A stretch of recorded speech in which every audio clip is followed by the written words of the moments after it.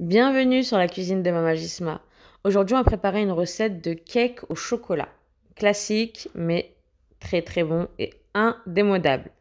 Pour ça, on aura besoin de 90 g de sucre et 90 g de sucre roux, 150 g de chocolat noir en morceaux et 180 g de beurre, des pépites de chocolat pour décorer, 150 g de farine, 30 g de cacao, une cuillère à café de levure chimique, une demi-cuillère à café de bicarbonate et une pincée de sel.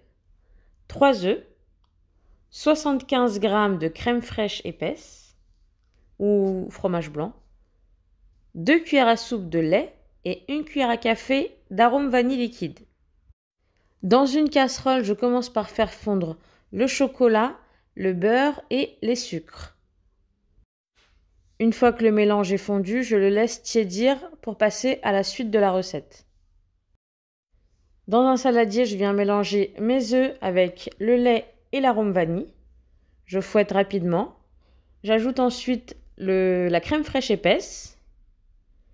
Mon chocolat a tiédi, je viens l'ajouter au mélange œuf, crème fraîche et lait. J'ajoute ensuite la farine, le cacao, levure, sel que je vais tamiser. Et là, je viens mélanger le tout avec la maryse jusqu'à ce que la farine soit bien incorporée. Je vais ensuite verser la préparation dans un moule à cake. Le moule, je l'ai chemisé avec du papier sulfurisé pour que ce soit plus facile à retirer. J'ai préchauffé mon four à 175 degrés. Et là, avant de le faire cuire, je vais d'abord venir décorer avec un petit peu de pépites de chocolat sur le dessus. Mais ça, vous n'êtes pas obligé de le faire. C'est pour ça que je vous disais que c'était facultatif, les pépites de chocolat, c'est juste pour l'esthétique. J'ai préchauffé mon four à 175 degrés et je vais venir cuire mon gâteau entre 45 et 50 minutes. Voilà mon gâteau à la sortie du four. Ça donne envie, hein. J'ai envie de le manger tout de suite, mais là je me retiens.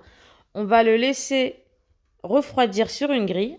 Le papier sulfurisé qui dépasse, du coup, ça aide à le sortir bien droit sans le faire tomber à l'envers.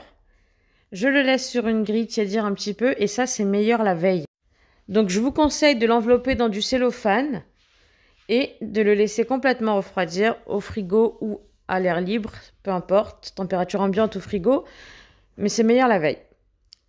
La recette est terminée. J'espère en tout cas que cette vidéo vous a plu. Si c'est le cas, cliquez j'aime, partagez et je vous donne rendez-vous la semaine prochaine pour une nouvelle recette.